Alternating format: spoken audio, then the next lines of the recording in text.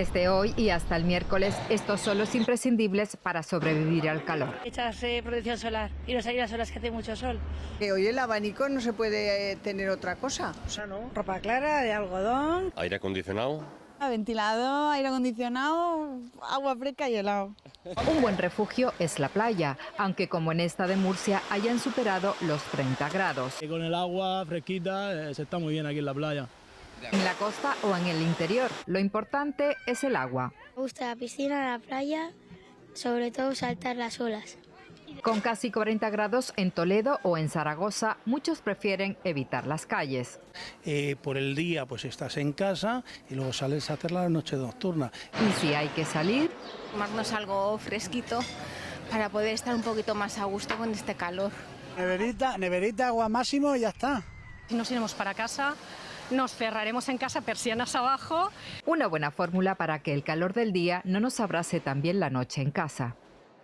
Ocurría en esta residencia pública para personas con discapacidad intelectual. Se desataba por causas que aún se desconocen un voraz incendio calificado por los bomberos como muy potente y que provocaba un humo muy denso. Los bomberos realizaban 4 rescates, uno de ellos el de una mujer que fallecía minutos después por inhalación de gases tóxicos. Se trata de una usuaria, una mujer de 53 años. Otras 10 personas resultaban intoxicadas leves, 5 son internos y los otros 5 trabajadores del centro. 2 de los intoxicados tuvieron que ser trasladados al hospital y uno continúa ingresado, aunque su estado no reviste gravedad.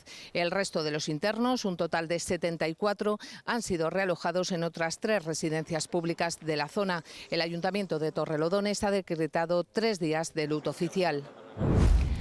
En la Junquera, en Girona, un autobús se ha incendiado mientras circulaba por la AP7. No ha habido heridos. Alertados por el humo que salía de la parte trasera del vehículo, el conductor lo detuvo y todos los ocupantes pudieron salir sin daño alguno. El incidente, eso sí, ha provocado cortes y colas en la autopista. En lo que llevamos de fin de semana, más de 20.000 personas han embarcado en el puerto de Algeciras rumbo a Marruecos dentro de la operación Paso del Estrecho. Es el segundo fin de semana del dispositivo especial para controlar en la península Ceuta y Melilla el flujo de ciudadanos marroquíes que cruzan Europa para ir a su país por vacaciones. 8.700 personas se han examinado esta mañana en Galicia para conseguir una plaza de enfermería. Se ofertaban 1.556, solo 1 de cada 5 conseguirá plaza. Entre gritos de Wagner, los mercenarios se han retirado de la ciudad rusa de Rostov, que habían tomado previamente. El jefe de Wagner también ha abandonado el cuartel general de esa ciudad con destino a Bielorrusia, tras llegar a un acuerdo con Putin para poner fin al motín contra la cúpula militar rusa.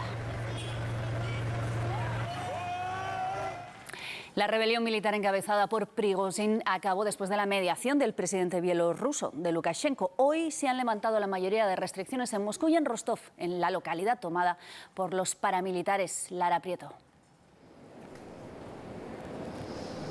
Sí, en Rostov ya no hay mercenarios. Los alrededores de esa comandancia militar que Prigozhin aseguraba controlar están tranquilos y todo parece haber vuelto a la normalidad.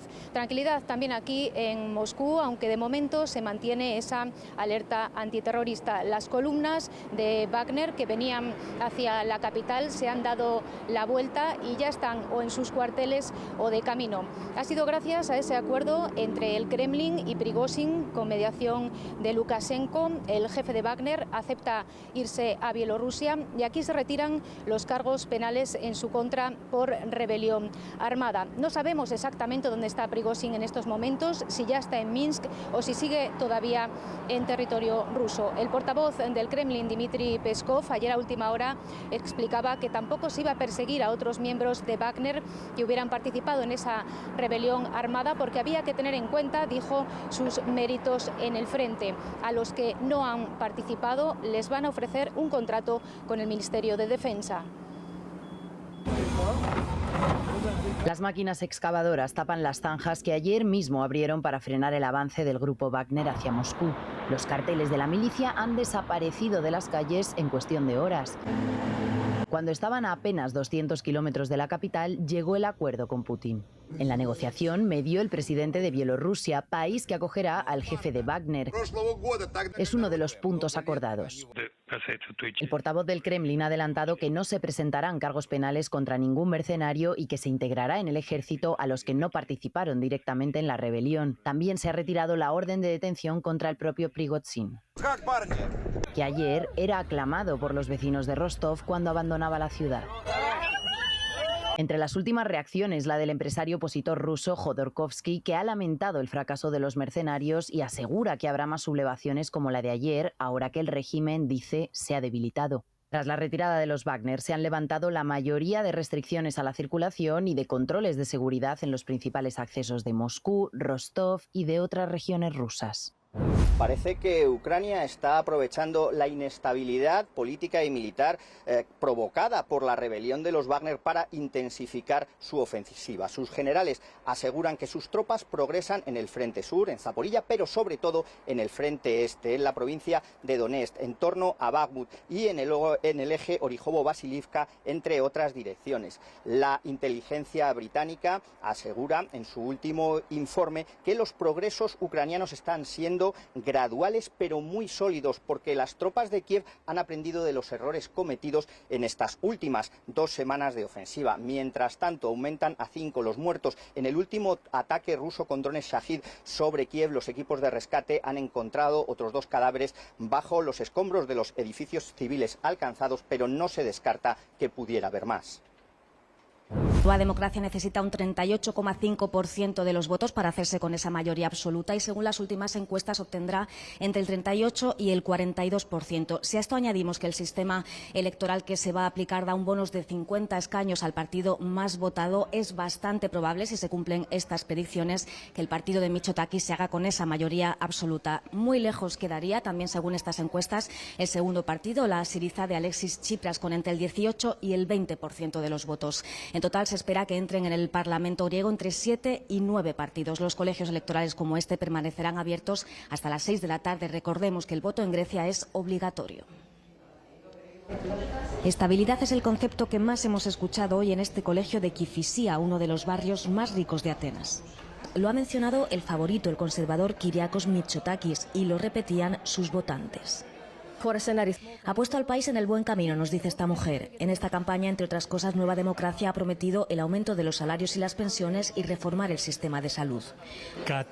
Nos va a asegurar la estabilidad y el progreso, algo que no pueden hacer los gobiernos de coalición, que en este país no funcionan, comenta Gerasimos.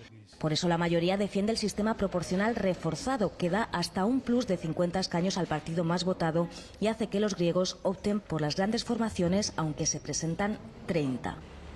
Cambiamos de barrio, cruzamos Atenas para visitar uno de los más humildes.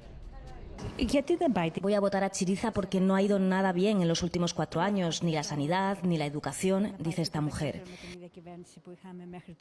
Su líder, Alexis Tsipras, lucha por la supervivencia política después de los malos resultados que obtuvo en mayo.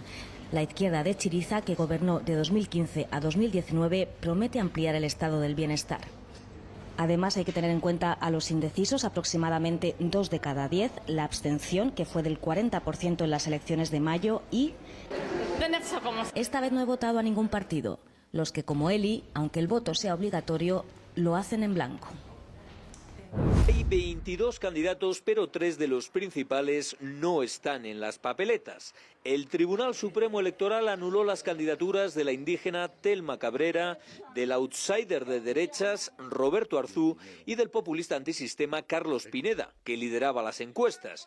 Una decisión considerada arbitraria por expertos y que para muchos deslegitima las elecciones. Afectan la credibilidad y como la confianza en la democracia. La carrera para sustituir al presidente Alejandro Giammattei, señalado por corrupción y autoritarismo, la encabeza ahora la conservadora Sandra Torres. Se presenta por tercera vez después de acabar en la cárcel acusada de financiar ilegalmente su última campaña.